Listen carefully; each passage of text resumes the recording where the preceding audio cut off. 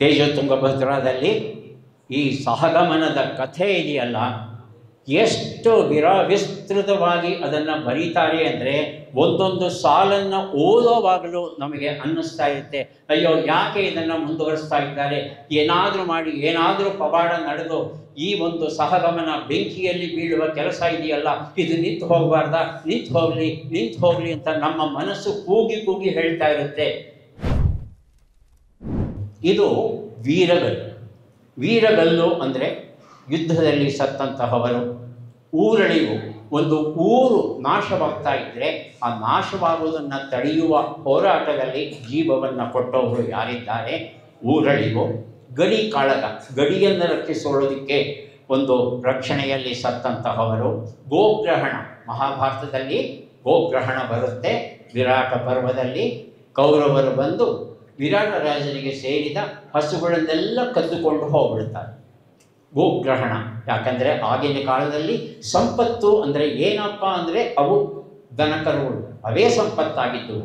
ಅಂತಹ ಸಂಪತ್ತನ್ನು ಕದ್ದು ಹೇಗೆ ಕೌರವರು ಅರ್ಜುನ ಹೊರಗೆ ಬರೋದಕ್ಕೆ ಕಾರಣವಾದ ಕಥೆ ನಮಗೆ ಗೊತ್ತಿದೆಯಲ್ಲ, ಹಾಗೆ ಇತಿಹಾಸದ ಪೂರ್ಣ ಒಂದು ಊರಿನ ಹಸುಗಳನ್ನು ಇನ್ನೊಂದು ಊರವರು ಬಂದು ಕದ್ದುಕೊಂಡು ಹೋಗೋದು. ಇದನ್ನು ಗೋಗ್ರಹಣ ಅಥವಾ ತುರುಗೋಳ್ ಅಂತ ಕರೀತಾರೆ. ಹೀಗೆ ಕದ್ದುಕೊಂಡು ಹೋಗುವಂಥ ಜನರನ್ನು ನಿಲ್ಲಿಸಿ ಅವರ ಜೊತೆ ಯುದ್ಧ ಮಾಡಿ ಅಕಸ್ಮಾತ್ ಏನಾದರೂ ಸತ್ತು ಹೋದರೆ ಅವರಿಗೆ ವಿಶೇಷವಾದ ಒಂದು ಕಲ್ಲನ್ನು ಕೆತ್ತುತ್ತಾ ಇದ್ರಂತೆ.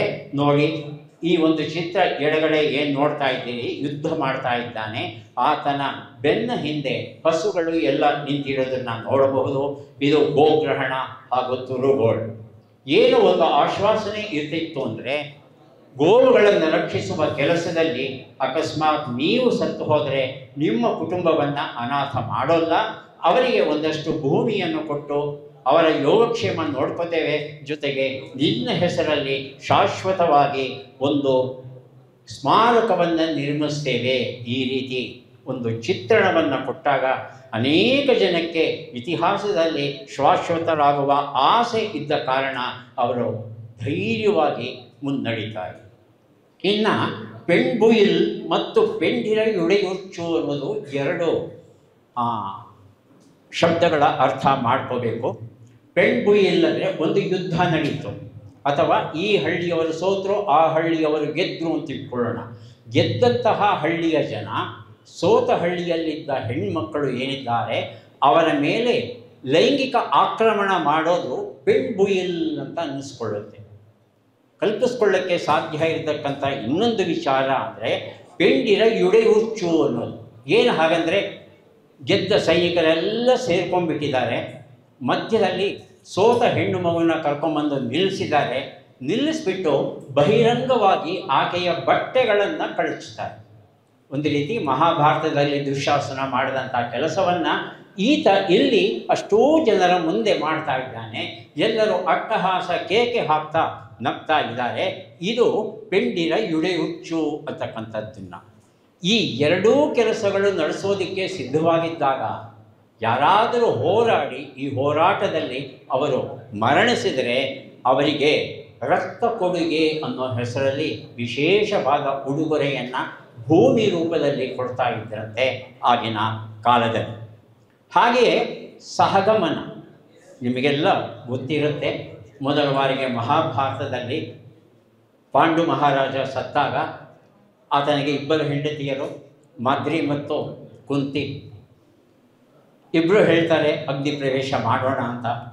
ಮಾದ್ರಿ ಹೇಳ್ತಾಳೆ, ಮಕ್ಕಳು ಚಿಕ್ಕವರಿದ್ದಾರೆ, 5 ಮಕ್ಕಳು, ಆ ಮಕ್ಕಳನ್ನು ನೋಡಿಕೊಂಡು ನೀನು ಇರು, ನಾನು ಸಹಗಮನ ಮಾಡ್ತೇನೆ ಅಂತ ಹೇಳಿ ಗಂಡನ ಜೊತೆ ಆಕೆ ಚಿತೆಯನ್ನು ಏರಿ ಆತ್ಮಾಹುತಿ ಮಾಡ್ಕೋತಾಳೆ. ಅದು ಹೇಗೆ ರಜಪೂತರ ಕಾಲದಲ್ಲಿ ಬೆಳಕಿಗೆ ಬಂತು, ಅದಾದ ಮೇಲೆ ಜನಸಾಮಾನ್ಯರ ಬದುಕಲ್ಲೂ ನಡೀತಾ ಇತ್ತು ಅನ್ನೋದು ಅನೇಕ ಜನಕ್ಕೆ ಗೊತ್ತಿಲ್ಲದೆ ಇರತಕ್ಕಂಥ ವಿಚಾರ. ತೇಜೋತುಂಗಭದ್ರಾದಲ್ಲಿ ಈ ಸಹಗಮನದ ಕಥೆ ಇದೆಯಲ್ಲ, ಎಷ್ಟು ಎಷ್ಟು ವಿಸ್ತೃತವಾಗಿ ಅದನ್ನು ಬರೀತಾರೆ ಅಂದರೆ ಒಂದೊಂದು ಸಾಲನ್ನು ಓದೋವಾಗಲೂ ನಮಗೆ ಅನ್ನಿಸ್ತಾ ಇರುತ್ತೆ, ಅಯ್ಯೋ ಯಾಕೆ ಇದನ್ನು ಮುಂದುವರಿಸ್ತಾ ಇದ್ದಾರೆ, ಏನಾದರೂ ಮಾಡಿ ಏನಾದರೂ ಪವಾಡ ನಡೆದು ಈ ಒಂದು ಸಹಗಮನ ಬೆಂಕಿಯಲ್ಲಿ ಬೀಳುವ ಕೆಲಸ ಇದೆಯಲ್ಲ, ಇದು ನಿಂತು ಹೋಗಬಾರ್ದ, ನಿಂತು ಹೋಗಲಿ ಅಂತ ನಮ್ಮ ಮನಸ್ಸು ಕೂಗಿ ಕೂಗಿ ಹೇಳ್ತಾ ಇರುತ್ತೆ. ಒಂದು ಹೆಣ್ಣು ಮಗುವನ್ನು ಬಹಿರಂಗವಾಗಿ ಸುಟ್ಟು ಹಾಕ್ತಾ ಇದ್ದಾರಲ್ಲ ಎಲ್ಲರ ಮುಂದೆ, ಅದು ಈ ಕಾದಂಬರಿಯಲ್ಲಿ ಬಹುದೊಡ್ಡ ಪಾತ್ರ ವಹಿಸುತ್ತೆ. ಇದು ಬ್ರಿಟಿಷರ ಕಾಲದಲ್ಲಿ ಇದ್ದಂಥ ಒಂದು ವರ್ಣಚಿತ್ರ. ಈ ವರ್ಣಚಿತ್ರದಲ್ಲಿ ಹೇಗೆ ಒಂದು ಹೆಣ್ಣು ಮಗುವನ್ನು ಆ ಚಿತೆಯ ಮೇಲೆ ಕೂರಿಸಿ ಸುಡ್ತಾ ಇದ್ದಾರೆ ಅನ್ನೋದನ್ನು ನೋಡಬಹುದು. ಈ ಸಹಗಮನದ ಜೊತೆ ಮಹಾಸತಿಕಲ್ಲು, ಮಾಸ್ತಿಕಲ್ಲು ಅನ್ನೋದು ಕರ್ನಾಟಕದಲ್ಲಿ ಯಾವುದೇ ಹಳ್ಳಿಗೆ ಹೋಗಿ ನೋಡಿ ನಿಮಗೆ ಸಿಗುತ್ತೆ ಒಂದು ಮಾಸ್ತಿಕಲ್ಲು. ಮಾಸ್ತಿಕಲ್ಲು, ಮಹಾಸತಿಕಲ್ಲು ಅನ್ನೋದು ಮಾಸ್ತಿ. ಗಂಡಸು ಮಹಾ ತಂತ್ರಗಳನ್ನು ಹೂಡೋದರಲ್ಲಿ, ಬಣ್ಣ ಬಣ್ಣದ ಮಾತುಗಳನ್ನು ಆಡೋದರಲ್ಲಿ, ನೀನೇ ಇಂದ್ರ ಚಂದ್ರ ಅಂತ ಹೊಗಳೋದರಲ್ಲಿ ಬಹಳ ಬಹಳ ಬಹಳ ಚಾಣಾಕ್ಷ ಬುದ್ಧಿವಂತ. ಹೆಣ್ಣು ಮಕ್ಕಳಿಗೆ ಎಷ್ಟು ಚೆನ್ನಾಗಿ ಬ್ರೈನ್ ವಾಶ್ ಮಾಡ್ತಾನೆ ಅಂತ ಹೇಳ್ತಂದರೆ, ಗಂಡ ಸತ್ತ ಅಂದರೆ ಗಂಡನ ಜೊತೆ ನೀನೂ ಸತ್ತರೆ ನೇರವಾಗಿ ಇಬ್ಬರು ಡೈರೆಕ್ಟಾಗಿ ಸ್ವರ್ಗಕ್ಕೆ ಹೋಗ್ಬಿಡ್ತೀರಿ ಅಂತ. ವಾಸ್ತವದಲ್ಲಿ ಈ ಸಹಗಮನದ ಹಿಂದೆ ಇರೋದು ಆಸ್ತಿ. ರಾಜಾರಾಮ್ ಮೋಹನ್ ರಾಯ್ ಅವರು ತಮ್ಮ ಅಣ್ಣನ ಹೆಂಡತಿ ಚಿತೆ ಏರಬೇಕು ಅನ್ನೋವಾಗ ಮನೆಯಲ್ಲಿ ನಡೆಯುವಂಥ ಕಥೆಗಳನ್ನೆಲ್ಲ ಗಮನಿಸ್ತಾರೆ ಅವರು. ಅಣ್ಣನಿಗೆ ಬರಬೇಕಾದ ಪಾಲು ಹೇಗೆ ತಮ್ಮಲ್ಲೇ ಹಂಚಿಕೆಯಾಗಬೇಕು ಅನ್ನೋದನ್ನು ಕೇಳಿದಾಗ ಮೋಹನ್ ರಾಯ್ ಅವರಿಗೆ ಬೇಸರವಾಗುತ್ತೆ. ಅರೆ, ಆಸ್ತಿಗಾಗಿ ಆ ಮುಗ್ಧ ಹೆಣ್ಣನ್ನು ಸುಟ್ಟಾಕ್ತಾ ಇದ್ದಾರಲ್ಲ, ಡೈರೆಕ್ಟಾಗಿ ಸ್ವರ್ಗಕ್ಕೆ ಹೋಗ್ಬಿಡ್ತೀಯ ನೀನು ಅಂತ ಕತೆ ಕಟ್ತಾ ಇದ್ದಾರಲ್ಲ. ಬಂದು ವಿಲಿಯಂ ಬೆಂಟಿಕ್ ಜೊತೆ ಸೇರಿ ಸತಿ ಪದ್ಧತಿಯನ್ನು ನಿಲ್ಲಿಸ್ತಾರೆ. ಇಲ್ಲಿ ವಸುಧೇಂದ್ರ ಈ ಒಂದು ಸೂಕ್ಷ್ಮವನ್ನು ಬಹಳ ಸೊಗಸಾಗಿ ತಮ್ಮ ಕಾದಂಬರಿಯಲ್ಲಿ ಬರೀತಾರೆ. ಈ ಮಾಸ್ತಿಕಲ್ಲು, ಸತಿ ಪದ್ಧತಿ ಎರಡರ ಹಿಂದೆಯೂ ಹಣ, ಆಸ್ತಿಯೇ ಮುಖ್ಯವಾದ ಪಾತ್ರ, ಬೇರೆ ಏನೂ ಅಲ್ಲ ಅನ್ನೋದು ನಮಗೆ ಗೊತ್ತಾಗುತ್ತೆ. ಈ ಮಾಸ್ತಿಕಲ್ಲು, ಮಹಾಸತಿಕಲ್ಲು ಅಂದರೆ ಗಂಡನ ಹೆಣವನ್ನು ಗುಂಡಿ ತೋಡಿರ್ತಾರೆ, ಗುಂಡಿಯಲ್ಲಿ ಗಂಡನ ಹೆಣ ಇಟ್ಟಿದ್ದಾರೆ, ಗಂಡನ ಹೆಣದ ಪಕ್ಕದಲ್ಲಿ ಈಕೆಯೂ ಸಹ ಮಲಗಿ ಬಿಡ್ತಾ ಇದ್ಲು, ಮಣ್ಣನ್ನು ಹಾಕಿ ಜೀವಂತವಾಗಿ ಆಕೆಯನ್ನು ಮುಚ್ಚಿ ಬಿಡ್ತಾ ಇದ್ಲು, ಕೈಯನ್ನು ಮಾತ್ರ ಹೀಗೆ ಇಟ್ಕೊಂಡಿರ್ತಿದ್ಲು ಆಕೆ. ಹಾಗಾಗಿ ಈ ಒಂದು ಮಾಸ್ತಿ ಕಲ್ಲು ಏನಿದೆ ನೋಡಿ, ಆ ಕಲ್ಲಲ್ಲಿ ಬರೀ ಕೈಯನ್ನು ಮಾತ್ರ ತೋರಿಸಿದ್ದಾರೆ. ಅದೇ ಅಂದರೆ ಪೂರ್ತಿ ಮಣ್ಣು ಹಾಕೋವರೆಗೂ ಆಕೆ ಎಲ್ಲ ಇದ್ದಾಳೆ ಅನ್ನೋ ಗ್ಯಾರಂಟಿ ಆಗಬೇಕಿತ್ತೋ ಏನೋ ಗೊತ್ತಿಲ್ಲ, ಅವರು ಈ ಕೈ ಇಟ್ಕೊಳ್ಳೋ ಹಾಗೆ ಮಾಡಿದ್ದಾರೆ. ಹೀಗೆ ಬ್ರಾಹ್ಮಣರು, ಕ್ಷತ್ರಿಯರು ಅಲ್ಲದ ಬೇರೆ ಜನಾಂಗ ಯಾರಿರ್ತಾರೆ ಅವರೆಲ್ಲರೂ ಮಹಾಸತಿಗಳಾಗ್ತಾರೆ. ಬ್ರಾಹ್ಮಣರು ಮತ್ತು ಕ್ಷತ್ರಿಯರು ಮಾತ್ರ ಬೆಂಕಿಯನ್ನು ಏರೋದೇ ಅವರು ಯಾವಾಗಲೂ ಮಾಡ್ತಾ ಇದ್ದಂಥ ಒಂದು ಪದ್ಧತಿ ಅನುಸರಿಸ್ತಾ ಇದ್ದದ್ದು. ಎರಡರ ಹಿಂದೆಯೂ ಇದ್ದದ್ದು ಧರ್ಮ ಮತ್ತು ಪ್ರಭುತ್ವ ಏನಿರುತ್ತೆ ಅದು ಹಣ. ಆ ಸಾಯುವಂಥ ಸತ್ತ ವ್ಯಕ್ತಿ ಯಾರಿದ್ದಾನೆ ಅವನ ಆಸ್ತಿ ಹೆಂಡತಿಗೆ ಸಿಗಬೇಕಲ್ವಾ, ಹೆಂಡತಿಗೆ ಯಾಕೆ ಕೊಡಬೇಕು? ಯಾರ್ದೋ ಮನೆಯಿಂದ ಬಂದವಳು ಅವಳಿಗೆ ಯಾಕೆ ಕೊಡಬೇಕು ಆಸ್ತಿನ? ಅವಳನ್ನು ಮುಗಿಸ್ಬಿಟ್ರೆ ಆಸ್ತಿ ನಮ್ಮದೇ ಆಗುತ್ತಲ್ವಾ? ಆ ರೀತಿಯಾದ ಒಂದು ದುರಂತ ನಡೆಯುತ್ತೆ. ಕಾದಂಬರಿಯಲ್ಲಿ ಈ ಮಾಸ್ತಿಕಲ್ಲು ಮತ್ತು ಈ ಸಹಗಮನ ಎರಡೂ ಪ್ರಧಾನ ಪಾತ್ರ ವಹಿಸುತ್ತೆ. ಹಾಗಾಗಿ ಇದರ ಹಿನ್ನೆಲೆ ನಿಮಗೆ ಗೊತ್ತಿದ್ದರೆ ಮಾತ್ರ ಆ ಕಾದಂಬರಿಯಲ್ಲಿ ಬರುವ ಎರಡು ಘಟ್ಟಗಳು ಏನಿದೆ ಒಂದೊಂದು ಸಾಲನ್ನು ನೀವು ಆಸ್ವಾದಿಸಿ ಓದಲಿಕ್ಕೆ ಸಾಧ್ಯವಾಗುತ್ತೆ. ಇನ್ನೊಂದು ಅನುಗಮನ ಅನ್ನೋದು ಅಪರೂಪಕ್ಕೆ ಕಂಡುಬರುತ್ತೆ. ನಮ್ಮ ಕರ್ನಾಟಕದಲ್ಲಿ ಇರ್ತಕ್ಕಂಥ ಈ ಒಂದು ಶಾಸನ ಏನಿದೆ ಇದು ದೇಕಬ್ಬೆ ಅನ್ನೋವಳಿಗೆ ಸೇರಿದ್ದು. ಗಂಡ ಯುದ್ಧದಲ್ಲಿ ಮರಣಿಸಿದ ಅನ್ನೋ ಸುದ್ದಿ ಗೊತ್ತಾಗುತ್ತೆ. ಗಂಡನ ದೇಹ ಇಲ್ಲ ಸಹಗಮನ ಮಾಡಲಿಕ್ಕೆ. ಆದರೆ ಗಂಡ ಸತ್ತ ಅಂದಮೇಲೆ ನಾನು ಯಾಕೆ ಬದುಕಿರಬೇಕು ಅಂತ ಹೇಳಿ ಆಕೆ ಬೆಂಕಿಗೆ ಧುಮುಕಿ ಆತ್ಮಾರ್ಪಣೆ ಮಾಡ್ಕೊಳ್ತಾಳೆ. ಇದನ್ನು ಅನುಗಮನ ಅಂತ ಹೇಳ್ತೇವೆ. ಈ ರೀತಿಯಾದದ್ದು ನಮ್ಮ ಕರ್ನಾಟಕದಲ್ಲಿ ಇತ್ತು ಅನ್ನೋದನ್ನು ನಾವು ತಿಳ್ಕೋಬೇಕಾಗುತ್ತೆ. ಅನುಗಮನ ಇದು ಕರ್ನಾಟಕದಲ್ಲಿ ದೇಕಬ್ಬೆ ಆಕೆ ಅಗ್ನಿ ಪ್ರವೇಶ ಮಾಡಿದಂಥ ಚಿತ್ರ. ಈ ಮೂಲೆಯಲ್ಲಿ ನೋಡ್ತಂದರೆ ಬೆಂಕಿ ಉರಿತಾ ಇರೋದು ನಿಮಗೆ ಕಾಣುತ್ತೆ. ಈ ಮೂಲೆಯಲ್ಲಿ ತಾವು ಗಮನಿಸಿ ನೋಡಬೇಕು ಅದನ್ನು. ಈ ಭಾಗದಲ್ಲಿ ಬೆಂಕಿ ಉರಿತಾ ಇರೋ ಜ್ವಾಲೆ ತಮಗೆ ಕಾಣ್ತಾ ಇದೆ. ಇನ್ನು ರಾಜ ಮಹಾರಾಜರು ಹೇಗೆ ಶ್ರೀ ಸಾಮಾನ್ಯರನ್ನು ಅವರಿಗೆ ಗೊತ್ತಿಲ್ಲದಿರೋ ಹಾಗೆ ಬಲಿ ತಗೋತಾ ಇದ್ದರು ಅಂದರೆ ಕೀಳುಗುಂಟೆ, ಬೇಳೆವಾಡಿ, ಜೋಳವಾಡಿ, ಗರುಡ, ಲೆಂಕವಾಡಿ ಈ ರೀತಿಯ ಹೆಸರುಗಳು ಪದೇ ಪದೇ ಬರುತ್ತೆ. ಅದರಲ್ಲೂ ಹೊಯ್ಸಳ ಸಾಮ್ರಾಜ್ಯದ ಇತಿಹಾಸವನ್ನು, ಜನಸಾಮಾನ್ಯರ ಬದುಕನ್ನು ಓದೋಕ್ಕೆ ಶುರು ಮಾಡಿದಾಗ ಈ ಶಬ್ದಗಳು ಪದೇ ಪದೇ ಬರುತ್ತೆ. ಹೊಯ್ಸಳ ಸಾಮ್ರಾಜ್ಯಕ್ಕಿಂತಲೂ ಹೆಚ್ಚಿನ ಪ್ರಮಾಣದಲ್ಲಿ ತಮಿಳುನಾಡಲ್ಲಿ ಕಂಡುಬರುತ್ತೆ ಈ ಒಂದು ಹೆಸರುಗಳು ಪದೇ ಪದೇ. ಏನು ಕೀಳುಗುಂಟೆ? ಹಾಗಂದರೆ ಒಬ್ಬ ವ್ಯಕ್ತಿ ಸ್ವಯಂ ಇಚ್ಛೆಯಿಂದ ತಾನೇ ಹೋಗಿ ಗುಂಡಿಯಲ್ಲಿ ಕೂತ್ಕೋತಾನೆ, ಬೇರೆಯವರೆಲ್ಲ ಮಣ್ಣು ಹಾಕಿ ಮುಚ್ಚಿಬಿಡ್ತಾರೆ ಅವನ್ನು. ಇದು ಕೀಳುಗುಂಟೆ. ಬೇಳೆವಾಡಿ, ಜೋಳವಾಡಿ. ಜೋಳವಾಡಿ ಗುಂಪಿಗೆ ಇದ್ದವರಿಗೆ ಬೇಕಾಗುವಂಥ ಅನ್ನಾಹಾರ ಪ್ರತಿ ತಿಂಗಳು ಕೊಡ್ತಾ ಇರ್ತಾರೆ. ಯುದ್ಧ ಬಂತು ಅಂದರೆ ರಾಜನ ಪರವಾಗಿ ಹೋಗಿ ಯುದ್ಧ ಮಾಡಿ ಜೀವವನ್ನು ಕೊಡಬೇಕು, ಜೋಳವಾಡಿ. ಬೇಳೆವಾಡಿ ಅನ್ನೋರು ಸಾರ್ವಜನಿಕವಾಗಿ ಆಸ್ಥಾನದಲ್ಲಿ ರಾಜನ ರಕ್ಷಣೆಗಾಗಿ ನಾನು ಸಿದ್ಧನಾಗಿದ್ದೇನೆ ಅಂತ ಪ್ರಮಾಣ ಮಾಡಬೇಕು. ರಾಜನಿಗೆ ಅಪಾಯ ಬಂದಾಗ ಇವರು ತಾವು ಮುಂದೆ ಹೋಗಿ ತಮ್ಮ ಜೀವವನ್ನು ಕೊಟ್ಟು ರಾಜನನ್ನು ಉಳಿಸ್ಬೇಕಾಗುತ್ತೆ. ಇದು ಬೇಳೆವಾಡಿ. ಹಾಗೆಯೇ ಗರುಡ. ಗರುಡ ಅನ್ನೋನು ಪರ್ಸನಲ್ ಬಾಡಿಗಾರ್ಡ್ ಇದ್ದ ಹಾಗೆ ಅವನು. ಈ ಗರುಡ ಪದ್ಧತಿಗೆ ಯಾರು ತಮ್ಮನ್ನು ಒಪ್ಪಿಸ್ಕೋತಾರೋ ಅವರ ಕಾಲಿಗೆ ಒಂದು ವಿಶೇಷವಾದ ಕಡಗವನ್ನು ಹಾಕ್ತಾ ಇತ್ತು. ಪೆಂಡೇರ ಅಂತ ಅದರ ಹೆಸರು. ಅದನ್ನು ಹಾಕ್ಕೊಂಡ್ರೆ ಅವನು ನಡ್ಕೊಂಡು ಹೋಗ್ತಾ ಇದ್ದರೆ ರಸ್ತೆಯಲ್ಲಿ ಎಲ್ಲರೂ ಗೌರವ ಕೊಡೋರು. ಯಾಕೆಂದರೆ ಆ ಪೆಂಡೇರ ಟೊಳ್ಳು ಆಭರಣ. ಆ ಪೆಂಡೇರದ ಸುತ್ತಲೂ ಒಳಗಡೆ ಮುತ್ತುಗಳು ಮತ್ತೊಂದು ಇರ್ತಾ ಇತ್ತು. ಗೆಜ್ಜೆ ಶಬ್ದ ಬರೋದು. ಅವನು ಬರೋಕ್ಕೆ ಮೊದಲೇ ಅವನು ಬರ್ತಿದ್ದಾನೆ ಅನ್ನೋ ಶಬ್ದಗಳು ಕೇಳಿಸ್ತಾ ಇತ್ತು. ಹಾಗಾಗಿ ಜನರೆಲ್ಲ ಎದ್ದು ನಿಂತು ಗೌರವ ಕೊಡ್ತಾ ಇದ್ರು. ಅವರು ಗರುಡರು. ಈ ಲೆಂಕವಾಳಿಗಳು ಅನ್ನೋರು ಗರುಡನ ಬಾಡಿಗಾರ್ಡರು. ಗರುಡನ ಜೊತೆಯಲ್ಲಿ ಕೆಲಸ ಮಾಡುವಂಥವರು. ಗರುಡ ಏನು ಹೇಳ್ತಾನೋ ಅದನ್ನು ಮಾಡೋದಕ್ಕೆ ಸಿದ್ಧವಾಗಿರ್ತಕ್ಕಂಥ ಲೆಂಕವಾಳಿಗಳು. ಆದರೆ ಇವರೆಲ್ಲರೂ ಸ್ವಇಚ್ಛೆಯಿಂದ ಬಲಿಯಾಗೋದಕ್ಕೆ ಸಿದ್ಧವಾಗ್ತಾರೆ. ಜೀವಂತ ಸಮಾಧಿ ಆಗಬಹುದು, ಅಗ್ನಿ ಪ್ರವೇಶ ಮಾಡಬಹುದು, ಎತ್ತರದಿಂದ ಬೀಳಬಹುದು, ಸ್ವಹತ್ಯೆ ಮಾಡ್ಕೋಬಹುದು. ಇಲ್ಲಿ ನೋಡಿ ನವಖಂಡಂ ಅಂತ. ಇದು ರಾಜನಿಗಾಗಿ ಯಾರು ಹರಕೆ ಹೊತ್ತಿದ್ದಾನೋ, ಯಾರು ರಾಜನಿಗಾಗಿ ಜೀವವನ್ನು ಕೊಡೋಕ್ಕೆ ಸಿದ್ಧವಾಗಿದ್ದಾನೋ, ರಾಜನಿಗೆ ಒಳ್ಳೆಯದಾಗಲಿ ಅನ್ನೋ ಇಚ್ಛೆಯಿಂದ ಆತ್ಮಾರ್ಪಣೆ ಮಾಡ್ಕೋತಾ ಇದ್ದಾನೋ, ಅವನು ತನ್ನ ಖಡ್ಗದಿಂದಲೇ ತನ್ನನ್ನು 9 ಚೂರುಗಳನ್ನಾಗಿ ಕತ್ತರಿಸ್ಕೋಬೇಕು. ಬೇರೆಯವರು ಕತ್ತರಿಸಲ್ಲ. ತನ್ನ ದೇಹವನ್ನು ತಾನೇ 9 ಚೂರುಗಳನ್ನಾಗಿ ಕತ್ತರಿಸ್ಕೋತಾನೆ. ಅಂದರೆ ಕಲ್ಪಿಸ್ಕೊಳ್ಳಿ, ಆ ನೋವನ್ನು ಹೇಗೆ ಸಹಿಸ್ತಾ ಇದ್ದ. 9 ತುಂಡುಗಳು.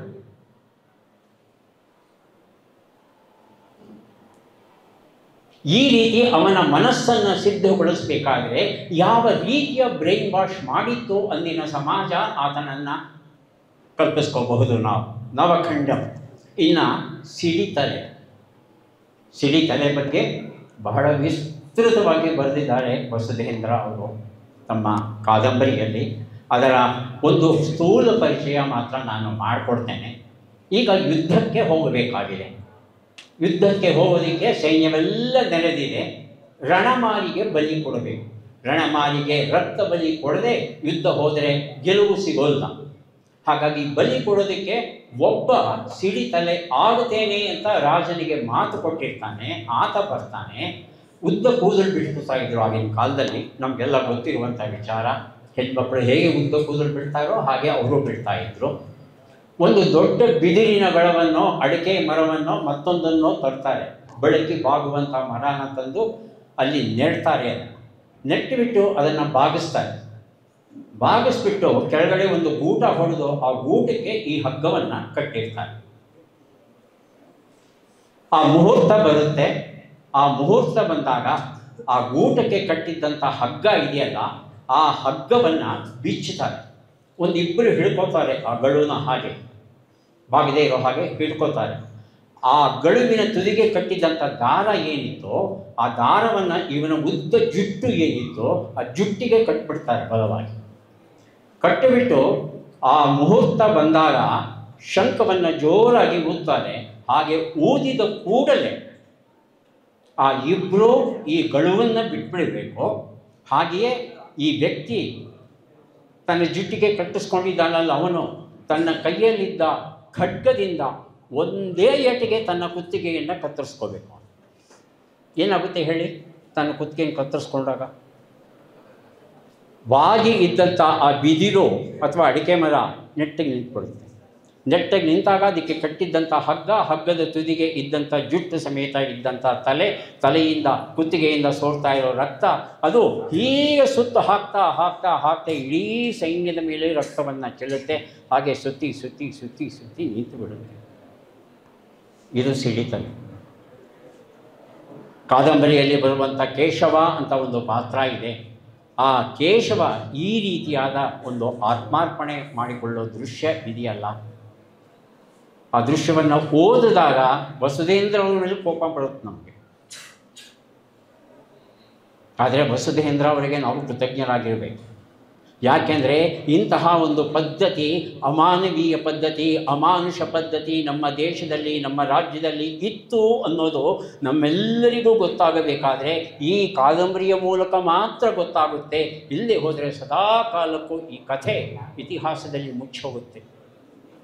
ಹಳೇಬೀಡಿಗೆ ಹೋದಾಗ ದೇವಸ್ಥಾನ ನೋಡಿ ಆಹಾ ಎಷ್ಟು ಚೆನ್ನಾಗಿದೆ ಅಂತ ಖುಷಿಪಟ್ಟು ಬಂದ್ಬಿಡ್ತೇವೆ. ಆ ಹಳೇಬೀಡು ದೇವಸ್ಥಾನದ ದಕ್ಷಿಣ ತುದಿಗೆ ಹೋಗಿ ನೈಋತ್ಯ ಮೂಲೆಗೆ ಬನ್ನಿ, ಅಲ್ಲಿ ಒಂದು ಕಲ್ಲು ಇದೆ. ಕಲ್ಲಲ್ಲಿ ಕುವರ ಲಕ್ಷ್ಮ ಅಂತಕ್ಕಂಥ ವ್ಯಕ್ತಿ ಈ ಸಿಡಿತಲೆಗೆ ಆಹುತಿಯಾಗ್ತಾನೆ. ಅದರ ಸಂಪೂರ್ಣ ಚಿತ್ರವನ್ನು ಕಲ್ಲಲ್ಲಿ ಕೆತ್ತಿದ್ದಾರೆ. ಒಂದು ಶಾಸನವೂ ಉಂಟು ಅಲ್ಲಿ, ದಯವಿಟ್ಟು ಹೋಗಿ ನೋಡಿ ಅದನ್ನು. ಈ ರೀತಿಯಾದದ್ದನ್ನು ನೋಡಬೇಕು ನಾವು ಐತಿಹಾಸಿಕ ಸ್ಥಳಗಳಿಗೆ ಅಥವಾ ದೇವಸ್ಥಾನಕ್ಕೆ ಹೋದಾಗ. ಆ ರೀತಿಯ ಸಿಡಿತಲೆ ಬರುತ್ತೆ ಕಾದಂಬರಿಯಲ್ಲಿ. ಅದರ ಒಂದು ಸಂಕ್ಷಿಪ್ತ ಚಿತ್ರ ಈ ಮೊದಲನೇ ಚಿತ್ರದಲ್ಲಿ ನೋಡಿ. ಇಲ್ಲಿ ಒಬ್ಬ ವ್ಯಕ್ತಿ ತನ್ನ ತಲೆಗೆ ಕಟ್ಕೋತಾ ಇದ್ದಾನೆ. ಅದನ್ನು ಉದ್ದ ಕೋಲಿಲ್ಲಿದೆ ಇಲ್ಲಿ ನೋಡಿ ಪೂರ್ತಿ ಬಾಗಿಸಿದ್ದಾರೆ.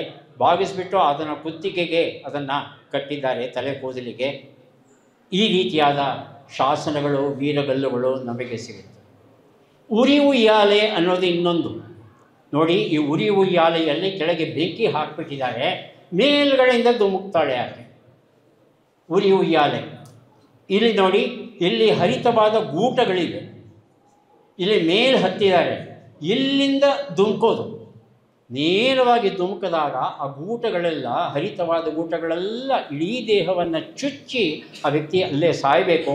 ಒಬ್ಬ ವ್ಯಕ್ತಿ ಬಿದ್ದು ಸತ್ತಿದ್ದಾನೆ ನೋಡಿ, ಮೇಲೆ ಇರೋರು ಮುಂದೆ ಬೀಳೋದಕ್ಕೆ ಸಿದ್ಧವಾಗಿದ್ದಾರೆ. ಈ ರೀತಿಯಾದ ಪದ್ಧತಿಯು ನಮ್ಮಲ್ಲಿ ಉಂಟು. ಇನ್ನು ಶೂಲಬ್ರಹ್ಮ, ಶೂಲವನ್ನು ಏರಿಸೋದು ನೋಡಿ. ಇಲ್ಲಿ ಹರಿತವಾದ ಶೂಲ ಇದೆ, ಆ ಶೂಲಕ್ಕೆ ಒಬ್ಬನನ್ನು ಏರಿಸಿದ್ದಾರೆ. ಹಾಗೆಯೇ ಈ ಚಿತ್ರದಲ್ಲೂ ಸಹ ಶೂಲಕ್ಕೆ ಏರ್ತಾ ಇರೋದನ್ನು ನಾವು ನೋಡಬಹುದು. ಈ ಕ್ರೌರ್ಯ ಹಿಂದೂ ಧರ್ಮದಲ್ಲಿ ವಿಶೇಷವಾಗಿ ಕಂಡುಬರುವ ಈ ಕ್ರೌರ್ಯ ಏನಿದೆ, ಈ ಕ್ರೌರ್ಯದ ಹಿನ್ನೆಲೆ ಗೊತ್ತಿದ್ದರೆ ತೇಜೋ ತುಂಗಭದ್ರದ ಆಶಯ ಕಾದಂಬರಿಯನ್ನು ಬರೆದಂಥ ಲೇಖಕರ ಉದ್ದೇಶ ಏನಿದೆ ಅದು ನಮಗೆ ಅರ್ಥವಾಗುತ್ತೆ. ಅರ್ಥವಾಗೋದು ಮಾತ್ರ ಅಲ್ಲ, ನಮ್ಮನ್ನು ವಿಷಾದದಲ್ಲಿ ಮುಳುಗಿಸುತ್ತೆ. ಈ ಹಿನ್ನೆಲೆ ನಮಗೆ ಗೊತ್ತಿರಲೇಬೇಕಾಗುತ್ತೆ. ಇನ್ನು ಕಾದಂಬರಿಯ ಒಂದು ಸಂಕ್ಷಿಪ್ತ ಪರಿಚಯ ಮಾಡಬೇಕಾದ್ರೆ ಲಿಸ್ಬನ್ ಅನ್ನೋ ಸ್ಥಳದಲ್ಲಿ ಆರಂಭವಾಗುತ್ತೆ. ಅಲ್ಲಿ ಗೇಬ್ರಿಯಲ್ ಅಂತಕ್ಕಂಥ ಒಬ್ಬ ಕ್ರೈಸ್ತ ಹುಡುಗ, ಬೆಲ್ಲಾ ಅಂತಕ್ಕಂಥ ಒಬ್ಬ ಯಹೂದಿ ಹುಡುಗಿ, ಇವರಿಬ್ಬರ ನಡುವೆ ಪ್ರೀತಿ ಪ್ರೇಮ ಬೆಳೆಯುತ್ತೆ. ಆಗ ಯಹೂದಿಗಳು ಹೇಳ್ತಾರೆ, ಕ್ರೈಸ್ತರು ದಡ್ಡರು, ನೀನು ನಮ್ಮ ಹುಡುಗಿಯನ್ನು ಮದುವೆ ಮಾಡ್ಕೋಬೇಕಾದ್ರೆ ವಧು ದಕ್ಷಿಣೆ ರೂಪದಲ್ಲಿ ಇಷ್ಟು ಹಣ ನೀನು ಸಂಪಾದನೆ ಮಾಡಿಕೊಂಡು ಬಂದು ನಮ್ಮ ಹುಡುಗಿ ಕೊಡಬೇಕು. ಎಷ್ಟು ಕೊಡಬೇಕು? 500 ಕ್ರಸಾಡು, 10 ಕುದುರೆ, 5 ಕುರಿ, 4 ವೈನ್ ಡ್ರಮ್, 10 ರೇಷ್ಮೆ ಉಡುಪು, ಮೈ ತುಂಬ ಆಭರಣ. ಇಷ್ಟು ತಂದು ಕೊಟ್ಟರೆ ನಮ್ಮ ಹುಡುಗಿ ಬೆಲ್ಲಾನ ನೀನು ಮದುವೆ ಆಗಬಹುದು. ಇಲ್ಲಾಂದರೆ ನೀನು ಕ್ರೈಸ್ತ, ಇಷ್ಟು ಹಣ ದುಡಿಲಿಕ್ಕೆ ಸಾಧ್ಯ ಇಲ್ಲ, ನೀನು ಆಗಲಿಕ್ಕೆ ಸಾಧ್ಯ ಇಲ್ಲ ಅನ್ನೋ ತೀರ್ಪನ್ನು ಕೊಟ್ಟುಬಿಡ್ತಾರೆ. ಆಗ ಗೇಬ್ರಿಯಲ್ ಏನು ಮಾಡ್ತಾನೆ, ಹಣ ಸಂಪಾದನೆ ಮಾಡಬೇಕು ಅಂತ ಭಾರತಕ್ಕೆ ಬರ್ತಾನೆ. ಇವತ್ತಿನ ಸ್ಥಿತಿ ಹಣ ಸಂಪಾದನೆ ಮಾಡಲಿಕ್ಕೆ ನಾವು ಯುರೋಪ್ಗೋ ಅಮೆರಿಕಕ್ಕೋ ಹೋಗ್ತೇವೆ. ಆದರೆ ಅಂದಿನ ದಿನಗಳಲ್ಲಿ ಅವರು ಇಲ್ಲಿಗೆ ಬರ್ತಾಯಿದ್ರು. ಓದು ಬರಹ ಗೊತ್ತಿರುತ್ತೆ ಗೇಬ್ರಿಯಲ್ಗೆ. ಹಾಗಾಗಿ ಆಲ್ಬುಕರ್ಕ್, ವಾಸ್ಕೋ ಡ ಗಾಮ ಆದಮೇಲೆ ಎರಡನೇ ಒಬ್ಬ ಗವರ್ನರ್ ಬರ್ತಾನೆ ಗೋವಾ ಪ್ರಾಂತಕ್ಕೆ, ಅವನು ಹೋಗ್ತಾ ಇರ್ತಾನೆ. ಅವನ ಜೊತೆ ಲೆಕ್ಕಾಚಾರ ಇವೆಲ್ಲ ನೋಡ್ಕೊಳ್ಳಿಕ್ಕೆ, ಪತ್ರಗಳನ್ನು ಬರೀಲಿಕ್ಕೆ ನಾನು ಬರ್ತೇನೆ ಅಂತ ಹೇಳಿ ಈ ಗೇಬ್ರಿಯಲ್ ಅವ್ರ ಜೊತೆ ಸೇರಿಕೊಂಡು ಭಾರತಕ್ಕೆ ಬರ್ತಾನೆ. ಅಂದರೆ ಬೆಲ್ಲಾವನ್ನು ಆತ ಲಿಸ್ಬನ್ ನಗರದಲ್ಲಿ ಬಿಟ್ಟು ಬಂದ. ಬೆಲ್ಲ ಏನು ಮಾಡ್ತಾಳೆ, ಹೋಗೋಕ್ಕೆ ಮೊದಲು ಒಂದು ಗಾಜಿನ ಗೋಳದಲ್ಲಿ ಬಂಗಾರದ 2 ಮೀನನ್ನು ಕೊಡ್ತಾಳೆ. ತೇಜ ನದಿಯ ಮೀನುಗಳು ಅವು. ಹೇಳ್ತಾಳೆ, ನೀನು ಹೇಗಿದ್ದರೂ ಭಾರತಕ್ಕೆ ಹೋಗ್ತಾ ಇದೆಯಾ, ಅನೇಕ ಪವಿತ್ರ ನದಿಗಳು ಇದೆ ಅಂತ ನಾವು ಕೇಳಿದ್ದೇವೆ. ಯಾವುದಾದ್ರೂ ಪವಿತ್ರ ನದಿಯಲ್ಲಿ ಈ 2 ಮೀನುಗಳನ್ನು ಬಿಟ್ಟು ಬಿಡು ನೀನು ಅಂತ ಪ್ರಾರ್ಥಿಸ್ತಾಳೆ ಬೆಲ್ಲ. ಆ ಗಾಜಿನ ಗೋಳವನ್ನು ತಗೊಂಡು ಭಾರತಕ್ಕೆ ಹೊರಡ್ತಾನೆ. ಇದು ಒಂದು ಭಾಗ. ಎರಡನೇ ಭಾಗ ತೆಂಬಕಪುರ. ಈಗಾಗಲೇ ಹೇಳಿದೆ ನಾನು, ತೆಂಬಕಪುರ ಅನ್ನೋದು ಹಂಪೆಗೆ ಕೆಲವಾರು ಕಿಲೋಮೀಟರ್ಗಳ ದೂರದಲ್ಲಿ ಇದ್ದಂಥ ಒಂದು ಸ್ಥಳ ಅಂತ. ಅಲ್ಲಿ ಒಬ್ಬ ಗಣಪಯ್ಯ ಗೌಡ ಅಂತ, ಆತನ ಹೆಂಡತಿ ನಾಗವ್ವೆ ಅಂತ. ಈ ಗಣಪಯ್ಯ ಗೌಡ ಮತ್ತು ನಾಗವ್ವೆ ಅವರಿಗೆ ಒಬ್ಬಳು ಸುಂದರವಾದ ಹೆಣ್ಣು ಮಗಳು ಇದ್ದಾಳೆ. ಆಕೆಗೆ ಹಂಪಮ್ಮ ಅಂತ ಹೆಸರನ್ನು ಇಟ್ಟಿದ್ದಾರೆ. ಅದೇ ಊರಲ್ಲಿ ಮಾಪಳ ನಾಯಕ ಅಂತ ಒಬ್ಬ ಜಟ್ಟಿ ಇದ್ದಾನೆ, ಆತನ ಹೆಂಡತಿ ತೆಂಬಕ್ಕ. ಇವರಿಬ್ಬರಿಗೆ ಒಂದು ಹೆಣ್ಣು ಮಗು ಈಶ್ವರಿ, ಪುಟ್ಟ ಮಗು ಇದೆ. ಇವನು ಮಾಪಳ ನಾಯಕ ಜಟ್ಟಿಯಾಗಿದ್ದರೂ ಸೈನ್ಯದಲ್ಲಿ ಕೆಲಸ ಮಾಡೋಲ್ಲ, ಸಾರ್ಥದಲ್ಲಿ ಕೆಲಸ ಮಾಡ್ತಾನೆ. ಸಾರ್ಥ ಅಂದರೆ ವ್ಯಾಪಾರಿಗಳ ಗುಂಪು. ಒಂದು ಊರಿನಿಂದ ಇನ್ನೊಂದು ಊರಿಗೆ ಹೋಗುವಾಗ ಮಧ್ಯದಲ್ಲಿ ಕಳ್ಳಕಾಕರು ಬಂದು ಆಕ್ರಮಣ ಮಾಡಬಾರದು ಅನ್ನೋ ಉದ್ದೇಶದಿಂದ ತಮ್ಮ ವ್ಯಾಪಾರಿ ತಂಡದ ಜೊತೆ ಒಂದು ಪುಟ್ಟ ಸೈನ್ಯವನ್ನು ಕರ್ಕೊಂಡು ಹೋಗ್ತಾ ಇದ್ದರು. ಅದರ ನಾಯಕ ಮಾಪಳ ನಾಯಕ. ತುಂಬ ಹಣ ಬರ್ತಾ ಇರುತ್ತೆ, ಸೈನ್ಯಕ್ಕಿಂತ ಹೆಚ್ಚು ಹಣ ಬರ್ತಾ ಇದ್ದ ಕಾರಣ ಅವನು ಈ ಸಾರ್ಥದ ಜೊತೆ ತನ್ನ ಬದುಕನ್ನು ನಡೆಸ್ತಾ ಇರ್ತಾನೆ. ಇದು ಒಂದು ಭಾಗ. ಮೂರನೇ ಪಾತ್ರ ಇಲ್ಲಿ ಬರೋದು ಕೇಶವ ಅಂತ. ಇವನು ಹೊಯ್ಸಳ ಊರಿಗೆ ಸೇರಿದವನು, ಬೇಲೂರು ಹಳೆ ಬೆಳೆ ಕೂಡ ಇದ್ದವನು, ಶಿಲ್ಪಗಳನ್ನು ಕೆತ್ತಾ ಇದ್ದವನು. ಇಲ್ಲಿ ದೇವಸ್ಥಾನವನ್ನು ಕೆತ್ತಿಸ್ತಾ ಇದ್ದಾರೆ ಅಂದಾಗ ಅವನು ಹಂಪಿಯ ಪ್ರದೇಶಕ್ಕೆ ಬರ್ತಾನೆ. ಇವನು ಸಹ ದೊಡ್ಡ ಜಟ್ಟಿ. ಇಬ್ಬರಿಗೂ, ಮಾಪಳ ನಾಯಕನಿಗೂ ಕೇಶವನಿಗೂ ಹಂಪನ ಮೇಲೆ ಕಣ್ಣು. ಹಂಪಮ್ಮನ ಗೆಲ್ಲಬೇಕು ಅಂದರೆ ಸ್ಪರ್ಧೆ ನಡೀಬೇಕು. ಕೃಷ್ಣದೇವರಾಯ ಬರ್ತಾನೆ. ಕೃಷ್ಣದೇವರಾಯನ ಮುಂದೆ ಇವರಿಬ್ಬರು, ಮಾಪಳ ನಾಯಕ ಮತ್ತು ಕೇಶವ ಇಬ್ಬರು ಕುಸ್ತಿ ಮಾಡ್ತಾರೆ. ಒಂದು ಘಟ್ಟದಲ್ಲಿ ಯುವಕನಾಗಿದ್ದಂಥ ಈ ಕೇಶವ ಏನು ಮಾಡ್ತಾನೆ, ಒಂದೇ ಏಟಿಗೆ ಕುತ್ಕೊಂಡು ಮುರಿದು ಬಿಡ್ತಾನೆ, ಗೆದ್ದು ಬಿಡ್ತಾನೆ. ಗೆದ್ದ ಮೇಲೆ ಹಂಪಮ್ಮ ಇಷ್ಟವಿರಲಿ ಇಲ್ಲದೇ ಇರಲಿ ಆ ಸ್ಪರ್ಧೆಯ ನಿಯಮದ ಅನ್ವಯ ಕೇಶವನನ್ನು ಮದುವೆ ಆಗಬೇಕಾಗುತ್ತೆ. ಆದರೆ ಕೇಶವನಲ್ಲಿ ಒಂದು ರೀತಿಯಾದ ಅಪರಾಧಿ ಮನೋಭಾವ ಕಾಡ್ತಾ ಇರುತ್ತೆ. ಅನ್ಯಾಯವಾಗಿ ಒಬ್ಬನನ್ನು ಕೊಂದೆ, ನಾನು ಕೊಲ್ಲಬಾರ್ದಾಗಿತ್ತು ಅವನನ್ನು, ಹೀಗೆಲ್ಲ ಯೋಚನೆ ಬಂದಾಗ ಅವನು ಕೆತ್ತುತ್ತಾ ಇದ್ದಂಥ ಶಿಲ್ಪಗಳನ್ನೆಲ್ಲ ಯಾರೋ ಒಂದು ರಾತ್ರಿ ಒಡೆದು ಹಾಕಿದಾಗ ಅವನಿಗೆ ಎಷ್ಟು ಬೇಸರವಾಗುತ್ತೆ ಅಂದರೆ ಅವನು ಆ ತೆಂಬಕಪುರವನ್ನೇ ಬಿಟ್ಟು ಆತ ಹೋಗಿಬಿಡ್ತಾನೆ. ಕೃಷ್ಣದೇವರಾಯನ ಮುಂದೆ ಹೋಗಿ ಆತನ ಜೊತೆ ಒಂದು ಕೆಲಸವನ್ನು ತಗೋತೇನೆ ಅಂತ ಹೇಳ್ತಾನೆ. ಇಲ್ಲಿ ಮಾಪಳ ನಾಯಕ ಜಟ್ಟಿ ಸತ್ತು ಕೂಡಲೇ ಅವನ ಹೆಂಡತಿ ತೆಂಬಕ್ಕ ಇದ್ದಾಳಲ್ಲ, ಅವಳು ಈ ಮಾಪಳ ನಾಯಕನ ದೇಹದ ಜೊತೆ ನಾನು ಮಹಾಸತಿ ಆಗ್ತೇನೆ ಅಂತ ಹೇಳಿ ಹಳ್ಳವನ್ನು ತೆಗೆದು ಅದರಲ್ಲಿ ಈ ತೆಂಬಕ್ಕನನ್ನು ಹೂಳುವ ಪ್ರಸಂಗ ಬರುತ್ತಲ್ಲ, ಅದೇನು ಮಾಡೋದು, ಪುಟ್ಟ ಈಶ್ವರಿ ಇದ್ದಾಳೆ. ಆ ಈಶ್ವರಿಯ ಯೋಗಕ್ಷೇಮವನ್ನು ಹಂಪಮ್ಮನ ಕೈಗೆ ಕೊಟ್ಟು ಈಕೆ ಮಹಾಸತಿ ಆಗ್ತಾಳೆ, ಮಣ್ಣಲ್ಲಿ ಮುಚ್ಚಿಬಿಡ್ತಾರೆ. ಇದು ನಮ್ಮ ಹೃದಯವನ್ನು ಕಲುಕುವಂಥ ದೊಡ್ಡ ಘಟನೆ ಕಾದಂಬರಿಯದು.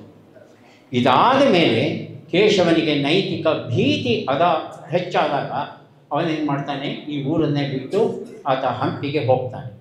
ಈ ಕಡೆ ಆಲ್ಬುಕರ್ಕ್ ಜೊತೆಯಲ್ಲಿ ಬಂದಂಥ ಗೇಬ್ರಿಯಲ್ ಏನು ಮಾಡ್ತಾನೆ, ಅಲ್ಲೊಬ್ಬ ಜಾಕೋಮ್ ಅಂತ ಒಬ್ಬ ಮಲಯಾಳಿ ಇರ್ತಾನೆ, ಅವನ ಜೊತೆ ಸ್ನೇಹವನ್ನು ಗಳಿಸ್ಕೊಳ್ತಾನೆ. ಅಲ್ಲಿ ಒಬ್ಬ ಅನ್ರಿಕ್ ಅಂತ ಒಬ್ಬ ಪುರುಷ, ನೋಡೋಕ್ಕೆ ಗಂಡಸಿನ ಬಟ್ಟೆ ಹಾಕ್ಕೊಂಡಿದ್ದಾನೆ, ಆದರೆ ವಾಸ್ತವದಲ್ಲಿ ಅಗ್ವೇದ ಅಂತಕ್ಕಂಥ ಹೆಣ್ಣು ಮಕ್ಕಳಿಗೆ ಹಡಗಲ್ಲಿ ಹೋಗೋದಕ್ಕೆ ಅನುಮತಿ ಇರಲಿಲ್ಲ ಆಗಿನ ಕಾಲದಲ್ಲಿ. ಆದರೆ ಇವಳಿಗೆ ಭಾರತಕ್ಕೆ ಹೋಗಬೇಕು, ದೊಡ್ಡ ವೈಶ್ಯಾವಾಟಿಕೆ ಸೇರಬೇಕು, ತುಂಬ ಹಣ ಮಾಡಬೇಕು. ನಾನು ಅವಳಿಗೆ ಬುದ್ಧಿ ವಿದ್ಯೆ ಆ ಥರದ್ದೇನೂ ಇಲ್ಲ. ಸುಂದರವಾದ ದೇಹ ಇರುತ್ತೆ, ಈ ದೇಹವನ್ನು ಬಳಸ್ಕೊಂಡು ನಾನು ಹಣ ಮಾಡಬೇಕು. ಹಾಗಿದ್ಮೇಲೆ ಭಾರತಕ್ಕೆ ಹೋಗೋದು ಹೇಗೆ? ಹೀಗೆ ತನ್ನ ವೇಷವನ್ನು ಬದಲಾವಣೆ ಮಾಡಿಕೊಂಡು ಈ ಅಗ್ವೇದ ಅನ್ನೋಳು ಅದೇ ದೋಣಿಯಲ್ಲಿ ಇರ್ತಾಳೆ. ಈ ಗೇಬ್ರಿಯಲ್ ಗೋವಾಕ್ಕೆ ಬಂದಾಗ ಒಂದು ಘಟ್ಟದಲ್ಲಿ ತಿನ್ನೋಕೆ ಇಲ್ಲದೆ ಬಂಧಿತನಾಗಿ ಇಲಿಗಳನ್ನು ತಿಂದು ಬದುಕ್ತಾನೆ.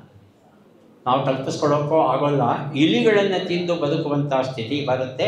ಗೋವಾದಿಂದ ತಪ್ಪಿಸ್ಕೊಂಡು ಆತ ವಿಜಯನಗರಕ್ಕೆ ಬಂದಾಗ ಅಲ್ಲಿ ಬಿಜಾಪುರದಲ್ಲಿ ಈ ಮುಸ್ಲಿಮರ ಕೈಗೆ ಸಿಕ್ಕೊಂಡು ಸಾಮೂಹಿಕ ಸುನ್ನಿ ಮಾಡ್ತಾ ಇರ್ತಾರೆ. ಆ ಸಂದರ್ಭದಲ್ಲಿ ಈತನು ಸಿಕ್ಕಾಕೊಂಡು ಬಹಿರಂಗವಾಗಿ ತನ್ನ ಕ್ರೈಸ್ತ ಧರ್ಮವನ್ನು ಬಿಟ್ಟು ಇಸ್ಲಾಂ ಧರ್ಮವನ್ನು ಸ್ವೀಕರಿಸ್ತಾನೆ. ಅಹಮದ್ ಖಾನ್ ಅನ್ನೋ ಹೊಸ ಹೆಸರು ಬರುತ್ತೆ. ಅವನು ಮುಸ್ಲಿಮನಾಗಿ ಗೋವಾಕ್ಕೆ ಬಂದಾಗ ಅಲ್ಲಿ ಅವನನ್ನು ಮತ್ತೆ ಹೇಳ್ಕೊಳ್ತಾರೆ. ಯಾಕಂದರೆ 6,000 ಮುಸ್ಲಿಮರನ್ನು ಕೊಂದಿರ್ತಾರೆ ಗೋವಾದಲ್ಲಿ. ಇವನು ಸಿಕ್ಕಾಗ ಏನು ಮಾಡ್ತಾನೆ, ಕೊಂದು ಕೈ ನೋವು ಬಂದುಬಿಡುತ್ತೆ ಅವರಿಗೆ. ಅದಕ್ಕೇನು ಮಾಡ್ತಾರೆ, ಕೊಲ್ಲೋದು ಯಾಕೆ ಅಂತ ಹೇಳಿ ಅವನ ಮೂಗನ್ನು ಕಿವಿನ ಕತ್ತರಿಸ್ಬಿಟ್ಟು ಅವನ ಹೆಬ್ಬೆರಳನ್ನು ಕತ್ತರಿಸಿ ಬಿಡ್ತಾ ಇರ್ತಾರೆ. ಹಾಗೆ ಇವನ ಕಿವಿ ಮೂಗುಗಳನ್ನು ಕತ್ತರಿಸ್ಬಿಡ್ತಾರೆ.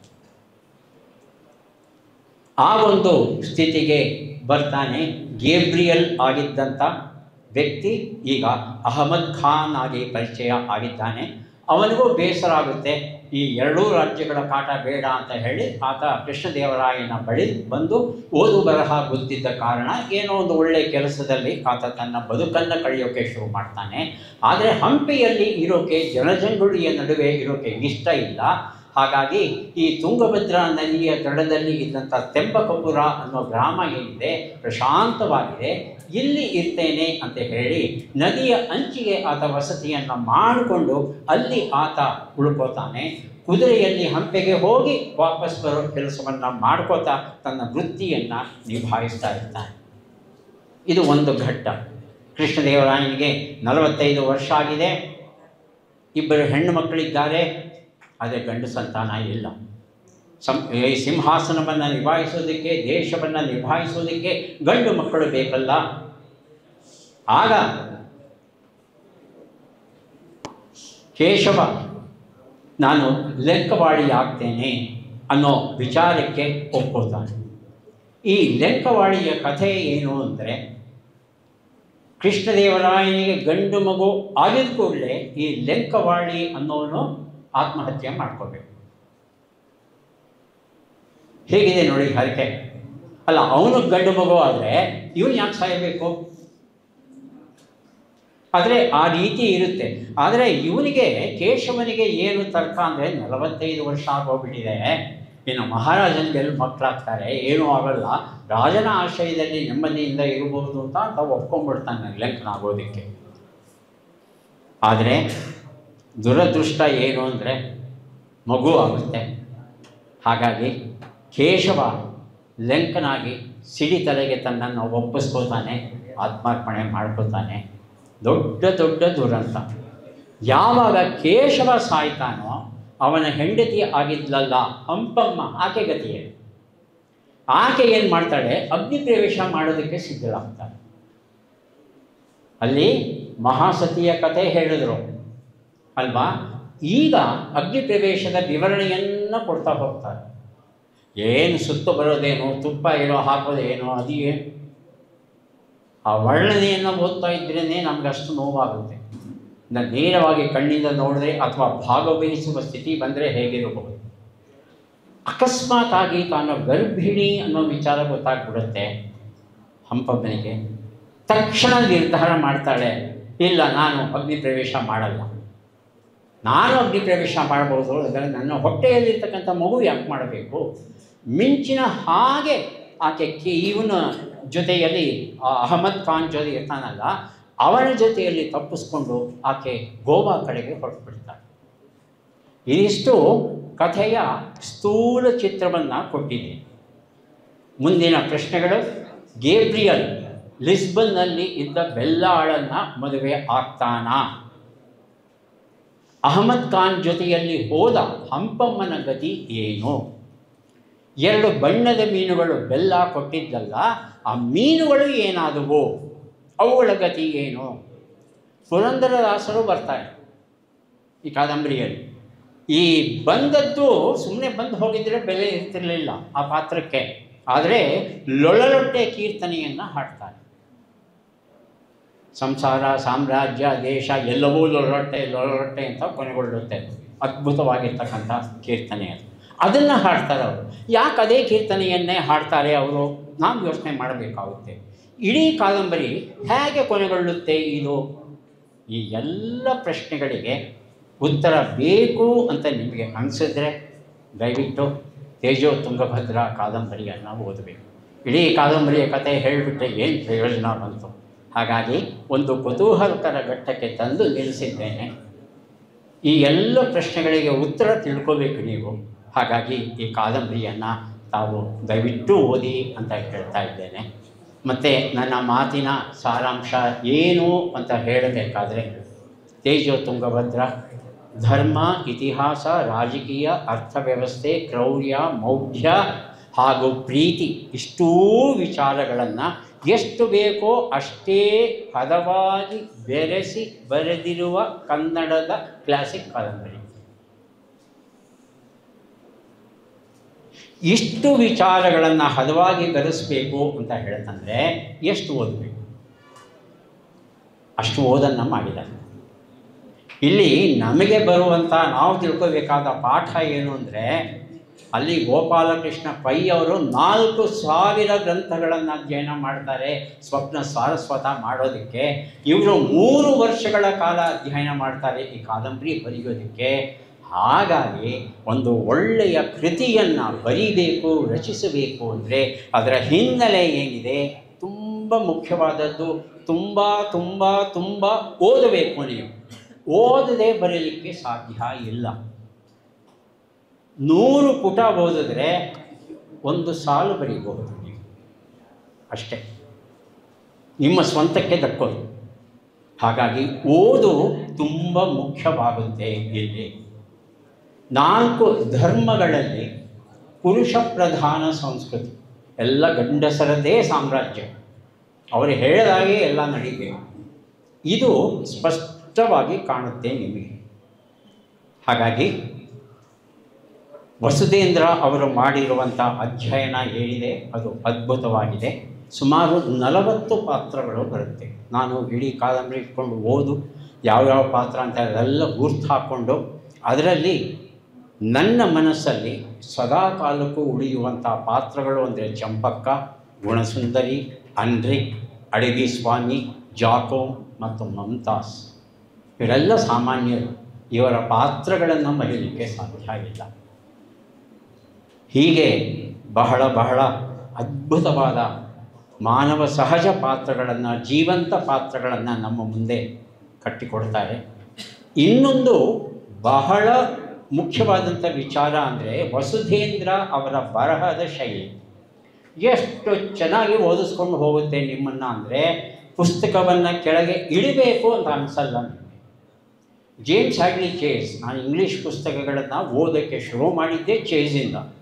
ಆ ಚೇಸ್ ಎಷ್ಟು ನನ್ನನ್ನು ಸೆರೆ ಹಿಡಿತು ಅಂದರೆ ಇಡೀ ರಾತ್ರಿ ಕೂತ್ಕೊಂಡು 1 ನಿಮಿಷ ಕಣ್ಣು ಮುಚ್ಚಿದೆ ಬೆಳಿಗ್ಗೆ ಸೂರ್ಯೋದಯ ಆಗೋವರೆಗೂ ಆ ಕಾದಂಬರಿಯನ್ನು ಓದಿ ಮುಗಿಸಿ ಆನಂತರ ಕಾಲೇಜಿಗೆ ಹೋಗ್ತಾ ಇದ್ದೆ. ಅಷ್ಟರ ಮಟ್ಟಿಗೆ ಕಟ್ಟಿ ಹಿಡಿತಾ ಇತ್ತು. ಅಷ್ಟು ಚೆನ್ನಾಗಿದೆ ಚೇಸ್ ಭಾಷೆ. ಆ ಚೇಸ್ಗಿಂತ ಯಾವುದೇ ರೀತಿ ಕಡಿಮೆ ಇಲ್ಲ ವಸುಧೇಂದ್ರ ಅವರ ಭಾಷೆ. ಹಾಗಾಗಿ ಕಾದಂಬರಿಯನ್ನು ಓದೋಕ್ಕೆ ಶುರು ಮಾಡ್ತು ಅಂದರೆ ಇಡಬೇಕು ಅಂತ ನಿಮಗೆ ಮನಸ್ಸೇ ಬರೋದಿಲ್ಲ. ಮುಂದೇನಾಯಿತು ಈ ರೀತಿ ಕುತೂಹಲ ಹುಟ್ಟಿಸುವ ರೀತಿಯಲ್ಲಿ ಬರ್ಕೊಂಡು ಹೋಗ್ತಾರೆ. ಆದರೆ 1-2 ಅಸಮಾನದ ಸಂಗತಿಗಳು, ಅಸಮಾಧಾನ ಅಂತ ಹೇಳಲ್ಲ, ಅಸಂತೃಪ್ತಿಯ ಸಂದರ್ಭಗಳು ಅಂದರೆ ಕಾದಂಬರಿಯ ಆರಂಭವನ್ನು ಎಷ್ಟು ಸಾವಧಾನವಾಗಿ ಗಂಗಾ ನದಿ ಹರಿದ ಹಾಗೆ ಸಾವಧಾನವಾಗಿ ಹೇಳ್ತಾ ಹೋಗ್ತಾರೆ. ಆದರೆ ಕಾದಂಬರಿಯ ಅಂತ ಬರ್ತಾ ಇದ್ದರೆ ಕೊನೆಯ 4-5 ಅಧ್ಯಾಯಗಳು ಏನಿದೆ ಅದು ಕಾಳಿ ನದಿ ಹೇಗೆ ದಾಂಡೇಲಿ ಹರಿಯುತ್ತೋ ಆ ರೀತಿ ಹಳ್ಳ ಕೊಳ್ಳಗಳಲ್ಲಿ ಎಷ್ಟು ರಭಸವಾಗಿ ಎಷ್ಟು ವೇಗವಾಗಿ ಹರ್ಕೊಂಡು ಹೋಗುತ್ತೆ ಅಂದರೆ ಅದ್ರ ಜೊತೆ ಸರಿಸಮಾನವಾಗಿ ನಾವು ಓಡೋದಕ್ಕೆ ಕಷ್ಟ ಆಗುತ್ತೆ. ನಮಗೆ ಕಾದಂಬರಿ ಬಹಳ ದೊಡ್ಡದಾಗುತ್ತೆ ಅನ್ನೋ ಭಯದಿಂದಲೋ ಏನೋ ಗೊತ್ತಿಲ್ಲ, ಕೊನೆಯ 3-4 ಅಧ್ಯಾಯಗಳನ್ನು ಬಹಳ ವೇಗವಾಗಿ ಹೇಳಿಕೊಂಡು ಹೋಗ್ಬಿಡ್ತಾರೆ. ಇದನ್ನು ದೋಷ ಅಂತ ನಾನೇನು ಹೇಳೋದಿಲ್ಲ, ಆದರೆ ಇನ್ನೂ ಸ್ವಲ್ಪ ವಿಸ್ತೃತವಾಗಿ ಹೇಳಿದರೆ ನನಗೆ ಮತ್ತಷ್ಟು ಮಾಹಿತಿ ಸಿಗುತ್ತಿತ್ತಲ್ಲ ಅಂತ ಅನಿಸುತ್ತೆ. ಹಾಗೆಯೇ ಅವರು ಬಿಟ್ಟುಕೊಟ್ಟಿಲ್ಲ, ಅದೇ ನನ್ನ ಗುಮಾನಿ ಹೇಳ್ತಾ ಇದ್ದೇನೆ. ಅಲ್ಲಿ ಕೃಷ್ಣದೇವರಾಯ 45 ವರ್ಷ ಆಗಿದೆ, ಮಕ್ಕಳನ್ನು ಪಡೆಯೋ ಸಾಮರ್ಥ್ಯ ಅವನಿಗಿಲ್ಲ. ಅನಾದಿ ಕಾಲದಿಂದಲೂ ನಿಯೋಗ ಪದ್ಧತಿ ನಮ್ಮಲ್ಲಿ ಬಳಕೆಯಲ್ಲಿತ್ತು. ಮಹಾಭಾರತದಲ್ಲಿ ನಿಯೋಗ ಪದ್ಧತಿ ಹೇಗೆ ವ್ಯಾಸ ಮಹರ್ಷಿಗಳು ಪಾಂಡು ಮತ್ತು ಧೃತರಾಷ್ಟ್ರ ಹುಟ್ಟಿಗೆ ಕಾರಣ ಆಗ್ತದೆ ಇವೆಲ್ಲ ಗೊತ್ತಿದೆ ನಮಗೆ ನಿಯೋಗ ಅಂತ. ಅದು ರಾಜ ಮಹಾರಾಜರಲ್ಲಿ ಹಾಗೆ ಇತಿಹಾಸದಲ್ಲಿ ಮುಂದುವರೆದದ್ದನ್ನು ನೋಡಬಹುದು, ಉದಾಹರಣೆಗಳು ಸಿಗುತ್ತೆ. ಹಾಗೆ ಕೃಷ್ಣದೇವರಾಯ ಈ ಕೇಶವನನ್ನು ಬಳಸಿಕೊಂಡು ನಿಯೋಗ ಪದ್ಧತಿಯ ಮೂಲಕ ಗಂಡು ಮಗುವನ್ನು ಪಡೆದು ಆ ಗಂಡು ಮಗುವಿನ ಸುಳುಹು ನಾಳೆ ಏನಾದರೂ ಕೇಶವನ ಮೂಲಕ ಗೊತ್ತಾಗ್ಬಿಟ್ರೆ ಸಾಮ್ರಾಜ್ಯಕ್ಕೆ ಕಳಂಕ ತಪ್ಪದು ಅನ್ನೋ ಹಿನ್ನೆಲೆಯಲ್ಲಿ ಒಂದು ಧಾರ್ಮಿಕ ಒತ್ತಡವನ್ನು ಅವನ ಮೇಲೆ ಹಾಕಿ ನೀನು ಸಿಡಿತಲೆ ಆಗಬೇಕು, ಲೆಂಕ ಆಗಬೇಕು ಅನ್ನೋ ಒತ್ತಾಯಕ್ಕೆ ಒಪ್ಪಿಸಿ ಅವನನ್ನು ಪ್ರಜ್ಞಾಪೂರ್ವಕವಾಗಿ ಕೊಲೆ ಮಾಡ್ತಾರಾ? ಇದು ನನ್ನ ಅನುಮಾನ ಅಷ್ಟೇ. ಅಲ್ಲೆಲ್ಲೋ ಅವರು ಕೃಷ್ಣದೇವರಾಯ ಅಂತ ಬರೆದಿಲ್ಲ ಕಾದಂಬರಿನಲ್ಲಿ, ಆದರೆ ಅಲ್ಲಿ ನಡೆಯುವಂಥ ಸಂಭಾಷಣೆ, ಆ ಸಂಭಾಷಣೆಯನ್ನು ನೋಡ್ತಂದರೆ ಅದು ನಿಯೋಗ ಪದ್ಧತಿ, ಮಗುವನ್ನು ಕೊಡುವ ಕಾರಣಕ್ಕೆ ಕೇಶವನನ್ನು ಬಳಸ್ಕೊಳ್ತಾ ಇದ್ದಾನೆ ಕೃಷ್ಣದೇವರಾಯ ಅನ್ನೋ ವಿಚಾರ ಗೊತ್ತಾಗುತ್ತೆ. ಈ ಬಗ್ಗೆ ಸ್ಪಷ್ಟೀಕರಣ ಏನಿದ್ರು ವಸುಧೇಂದ್ರ ಅವರೇ ಕೊಡಬೇಕು. ಹಾಗಾಗಿ ಕನ್ನಡದ ಶ್ರೇಷ್ಠ ಕಾದಂಬರಿಗಳ ಸಾಲಲ್ಲಿ ತೇಜೋ ತುಂಗಭದ್ರ ಒಂದು ಸ್ಥಾನವನ್ನು ಖಂಡಿತ ಪಡೆಯುತ್ತೆ ಅನ್ನೋ ಮಾತನ್ನು ಹೇಳ್ತಾ ತಾವೆಲ್ಲರೂ ಈ ಕಾದಂಬರಿಯನ್ನು ಓದಬೇಕು. ನಿಮ್ಮ ಮನೆ ಮಂದಿಯೂ ಓದಬೇಕು. ಸಾಧ್ಯವಾದರೆ ನಿಮ್ಮ ಮನೆಯಲ್ಲಿ ಶುಭ ಕಾರ್ಯ ನಡೀತು ಅಂದರೆ ಬಾಗಿನ ಕೊಡುವ ಪದ್ಧತಿ ಉಂಟಲ್ಲ, ಮೊನ್ನೆಯಷ್ಟೇ ಗೌರಿ ಹಬ್ಬದಲ್ಲಿ ಬಾಗಿನ ಕೊಟ್ಟಿದ್ದೀರಿ. ಆ ಬಾಗಿನದ ಜೊತೆ ಅಕ್ಕಿ ಬೇಳೆಯ ಜೊತೆ ಒಂದು ತೇಜೋ ತುಂಗಭದ್ರವನ್ನು ಇಟ್ಟು ಆ ಮೊರಗಳಲ್ಲಿ ಮುಚ್ಚಿ ನೀವು ದಾನ ಮಾಡ್ತು ಅಂದರೆ ನಿಮಗೆ ಗ್ರಂಥದಾನ ಮಾಡಿದ ಪುಣ್ಯವೂ ಬರುತ್ತೆ. ಆ ಒಂದು ಕೆಲಸವನ್ನು ತಾವು ಮಾಡ್ತೀರಿ ಅಂತ ನಂಬುತ್ತಾ ನನ್ನ ಮಾತುಗಳನ್ನು ಇದುವರೆಗೂ ಬಹಳ ಬಹಳ ತಾಳ್ಮೆಯಿಂದ ಕೇಳಿದ ತಮಗೆ ಕೃತಜ್ಞತೆಗಳನ್ನು ವ್ಯಕ್ತಪಡಿಸ್ತಾ ಇದ್ದೇನೆ.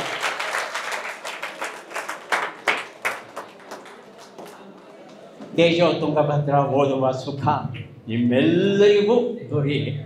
ಮತ್ತೆ ಭೇಟಿಯಾಗೋಣ. ನಮಸ್ಕಾರ.